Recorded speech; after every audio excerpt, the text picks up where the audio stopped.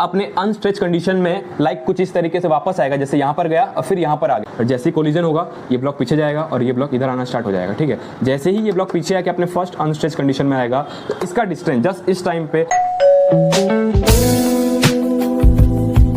Hello everyone, मैं हूं आशीष और आप सभी का स्वागत करता हूं हमारे चैनल रफ किताब में। तो आज के इस वीडियो में हमारे पास जेईई एडवांस का एक प्रॉब्लम है, इस प्रॉब्लम को सॉल्व करेंगे और इस प्रॉब्लम के अंदर जिस किसी कंसेप्ट का यूज हो रहा होगा उसको समझेंगे। ठीक है, तो चलो सबसे पहले ये समझते हैं इस प्रॉब्लम में क्या क्या चीजें गिवन है और क्या क्या चीजें फाइंड करनी है।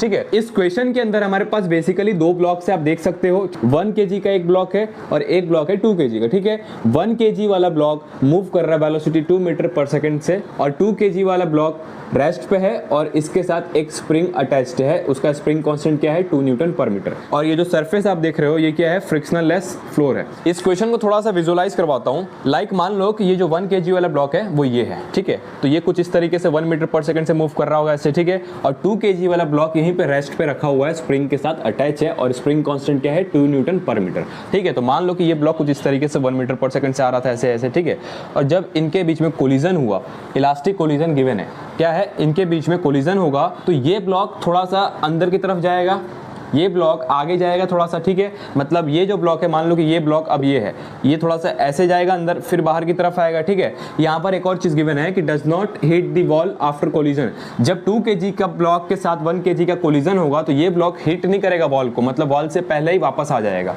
समझ रहे हो, मतलब अनस्ट्रेच कंडीशन से जब ये स्ट्रेच कंडीशन में जाएगा, इस वॉल को हिट नहीं कर रहा है, वो ऐसे जा रहा है और कहीं बीच में से ही ये फिर वापस रिटर्न हो रहा है। आपको समझ में आया ये क्वेश्चन? ठीक है, क्या फाइंड करना है वो समझ लो। जब ये 1 kg वाला ब्लॉक आगे जाएगा, 2 kg वाले के साथ कोलिजन होगा तो ये ब्लॉक कुछ पीछे जाएगा। ठीक है, और जैसे ही वापस अनस्ट्रेच कंडीशन जहां पर ये अभी है, सपोज मान लो ये अभी यहाँ पे है। ठीक है, जब इसके साथ ऐसे कोलिजन होगा तो ये पीछे जाएगा, मतलब मान लो कुछ इस तरीके से यहाँ पर आया। अब जैसे ही 2 kg वाला ब्लॉक वापस अपने अनस्ट्रेच कंडीशन में लाइक कुछ इस तरीके से वापस आएगा, जैसे यहाँ पर गया और फिर यहाँ पर आ गया। ठीक है, तो ये 1 kg वाला ब्लॉक कुछ इधर आएगा, मतलब आफ्टर कोलिजन। तो इनके बीच का ये जो डिस्टेंस होगा x मीटर, यही फाइंड करना है कि x मीटर कितना होगा। यहाँ पर दिया हुआ है कि find distance between 2 blocks when spring returns unstretched condition of the first time. मतलब फर्स्ट टाइम में जब ये 2 kg वाला ब्लॉक अनस्ट्रेच कंडीशन में आएगा तो इन दोनों ब्लॉक के बीच में कितना डिस्टेंस होगा, वही फाइंड करना है, यही क्वेश्चन है। ठीक है, अब चलो सॉल्व करते हैं। इसके अंदर कौन कौन सा कंसेप्ट लगता है उसको भी समझते हैं। अगर मैं इसका वापस से कुछ डायग्राम बनाता हूँ, मान लो ये 1 kg वाला ब्लॉक है, इसकी वेलोसिटी कितनी है 2 मीटर पर सेकेंड। सामने एक रेस्ट पे रखा हुआ है ब्लॉक 2 kg का। ठीक है, आफ्टर कोलिजन मैंने मान लिया कि इन दोनों की वेलोसिटी कुछ इस डायरेक्शन में हो गई, लाइक ये हो गया v1 और ये हो गया v2। ठीक है, ये 2 kg का ब्लॉक है और ये 1 kg का ब्लॉक है। ओके, अभी ये रेस्ट पे। अच्छा, अगर आप देखते हो तो इसके ऊपर एक्सटर्नल फोर्स 0 है, F एक्सटर्नल 0 है क्योंकि इसके अंदर कहीं भी एक्सटर्नल फोर्स नहीं लग रहा है। ठीक है, और मैं आपको ऑलरेडी ही बता चुका हूँ कि फ्रिक्शनल लेस फ्लोर है, मतलब फ्रिक्शनल फोर्स भी एक्ट नहीं कर रहा, तो कोई भी एक्सटर्नल फोर्स इस पर एक्ट नहीं कर रहा, इसलिए F एक्सटर्नल 0 है। ठीक है, अगर F एक्सटर्नल 0 है तो क्या लीनियर मोमेंटम कंजर्व होगा? लीनियर मोमेंटम को मैं कंजर्व कर सकता हूँ? बताओ, कोई दिक्कत है? मैंने लीनियर मोमेंटम को क्या कर दिया, कंजर्व कर दिया। ठीक है, अगर लीनियर मोमेंटम कंजर्व होगा तो initial momentum equals to final momentum होगा आपका। ओके, इनिशियल मोमेंटम क्या है, देखो ये दोनों जो है इनिशियल मोमेंटम में आएंगे। ये जो मैंने बना दिया, इन दोनों का इनिशियल मोमेंटम हम लिखेंगे। पहले इसका लिख दूं, m1 इंटू u1 हमारा क्या हो गया, initial momentum of block 1 kg, plus इसका लिखोगे m2 into u2 equals to final का लिखोगे, मतलब m1 into v1 plus m2 into v2। Okay, अभी हम लोगों ने मान लिया है कि इसका डायरेक्शन v1 और v2 का डायरेक्शन आगे की तरफ है, हमने एज्यूम कर लिया। ठीक है, अच्छा m1 क्या है 1 kg, u1 क्या है आपका 2 मीटर पर सेकेंड, प्लस m2 क्या है 2 kg और u2 ये रेस्ट पे रखा हुआ है तो इसकी वेलोसिटी 0। समझ में आ गया आपको? ठीक है, m1 क्या है 1 kg, v1 हमें नहीं पता और m2 क्या है 2 kg, v2 हमें नहीं पता। यहाँ से इक्वेशन क्या आ जाएगा, 1 इंटू 2 हो गया equals to v1 plus 2v2। ये हमारे पास इक्वेशन नंबर 1 हो गया। तो ये हमारा फर्स्ट इक्वेशन आ गया v1 और v2 में। सेकंड इक्वेशन आप कैसे निकालोगे? ठीक है, हमारा इलास्टिक कोलिजन है। क्या है? इलास्टिक कोलिजन है। ओके, तो क्या मैं लिख सकता हूं E equals to v2 minus v1 velocity of separation upon velocity of approach. तो अगर इलास्टिक कोलिजन है तो E की वैल्यू क्या हो जाएगी, 1 हो जाएगी। तो E की वैल्यू 1 कर दिया हमने। V2 क्या है हमारे पास, हमें नहीं पता, और V1 क्या है हमें नहीं पता, यही फाइंड करना है। U1 क्या है 2 मीटर पर सेकेंड, U2 0।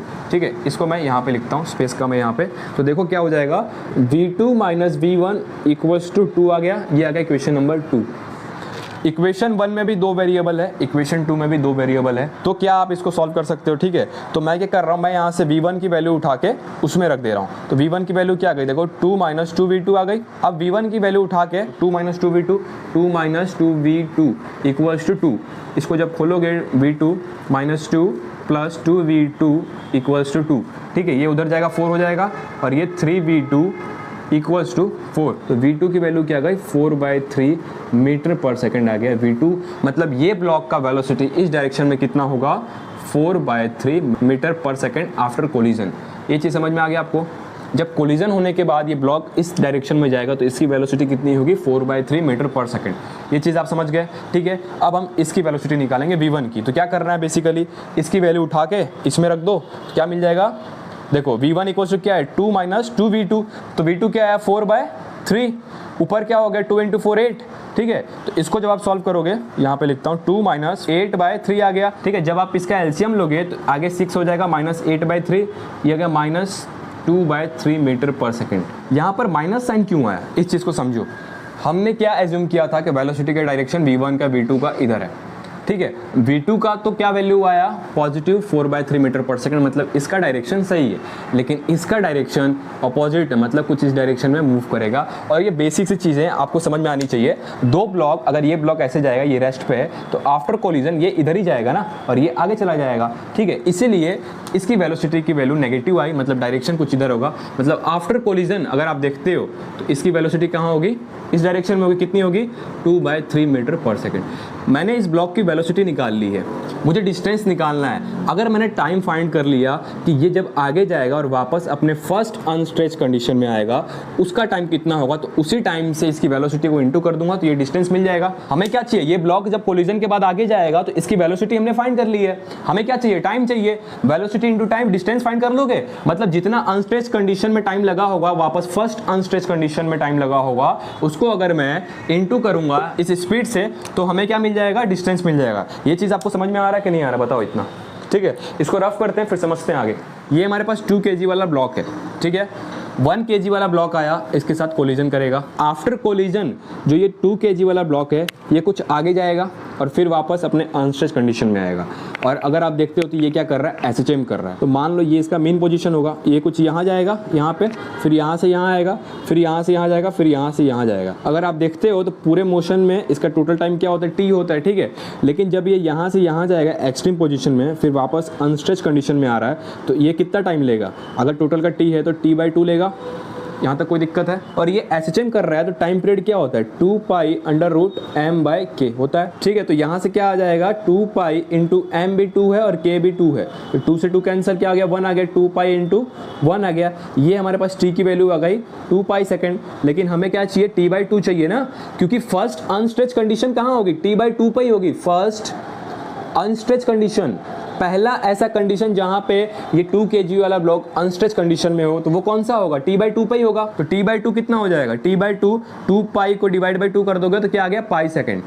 तो इतना टाइम लग रहा है फर्स्ट अनस्ट्रेच कंडीशन को कवर करने में। मतलब ये ब्लॉक जब कोलिजन करेगा तो कुछ आगे जाएगा, और जैसे ही फर्स्ट अनस्ट्रेच कंडीशन आएगा तो उसको टाइम कितना लग रहा है, पाई सेकेंड। वेलोसिटी भी मिल गई और टाइम भी मिल गया। तो क्या आप इन दोनों के हेल्प से डिस्टेंस निकाल दोगे। मान लो कि x डिस्टेंस इन दोनों के बीच में हो गया आफ्टर कोलिजन, जब इसका फर्स्ट अनस्ट्रेच कंडीशन आया। ठीक है, तो डिस्टेंस इक्वल्स टू क्या होता है, स्पीड इनटू टाइम। हमारे पास स्पीड कितनी आई थी, 2/3 मीटर पर सेकंड हमारे पास स्पीड आई थी ब्लॉक 1 kg की। ठीक है, टाइम क्या आ गया, 2/3 × पाई सेकेंड।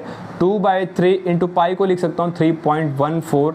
आपका जो आंसर आएगा 2.09 मीटर।